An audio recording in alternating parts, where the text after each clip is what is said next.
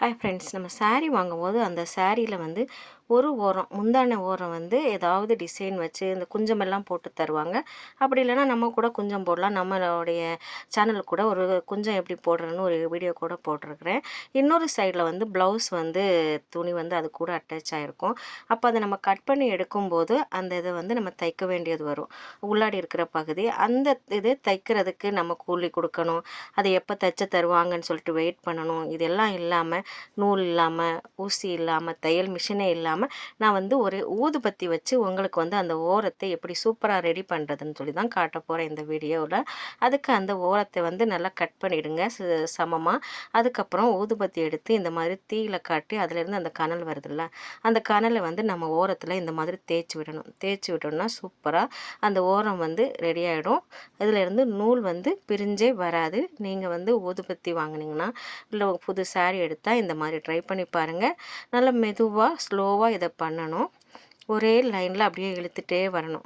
ஊதுபத்தி அணைஞ்சு போச்சுன்னா திரும்பியும் அதே பற்ற வச்சு இந்த மாதிரி கனலை வச்சு பண்ணிக்கலாம். பார்க்குறதுக்கும் அழகாக இருக்கும். இதில் டிசைன் கூட பண்ணலாங்க. நான் கூட இதில் ஒரு டிசைன் பண்ணியிருக்கேன். இந்த சாரியை ஃபஸ்ட்டு வந்து நம்ம ஊதுபத்தி வச்சு ஓரத்தை வந்து ரெடி பண்ணி முடிச்சிடலாம்.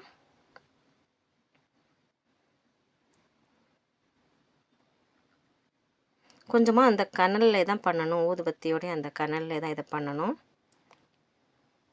பாருங்கள், சூப்பராக நம்மளுடைய ஓரம் வந்து ரெடி ஆகிடுச்சு. இதுக்கு காசு செலவே இல்லைங்க. ஒரே ஒரு ஊதுபத்தி போதும்.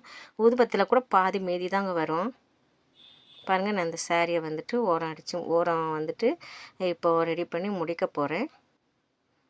இதுலேருந்து இப்போ நூல் பிரியுதான்னு பார்க்கலாம். சுத்தமாக நூல் பிரிஞ்சு வரவே வராது. ஒன்றுமே வராதுங்க இந்த மாதிரி பண்ணிங்கன்னா. இப்போ ஓரத்தில் நம்ம டிசைன் போடணும் அப்படின்னு ஆசைப்பட்டிருந்தா சும்மா அந்த ஊதுபத்தியை வச்சு இப்படி லைட்டாக வச்சு எடுத்தால் போதும். ஒரு வி ஷேப்பில் சின்ன டிசைன் ரெடி ஆகும். அதையும் நான் உங்களுக்கு போட்டு காட்டுறேன். 2 பார்டர்லையும் நான் அதை போட்டிருக்கேன். அதை நான் உங்களுக்கு போட்டப்புறம் காட்டுறேன் பாருங்கள். இந்த மாதிரி தான் வரும். பார்த்தீங்களா? பார்க்கவும் அழகாக இருக்கும். ஒரே ஒரு ஊதுபத்தி போதும். செலவே இல்லாமல் ஓரத்தை வந்து சூப்பராக ரெடி பண்ணிடலாம். நீங்களும் இந்த மாதிரி பண்ணுறீங்கன்னா ட்ரை பண்ணி பாருங்கள்.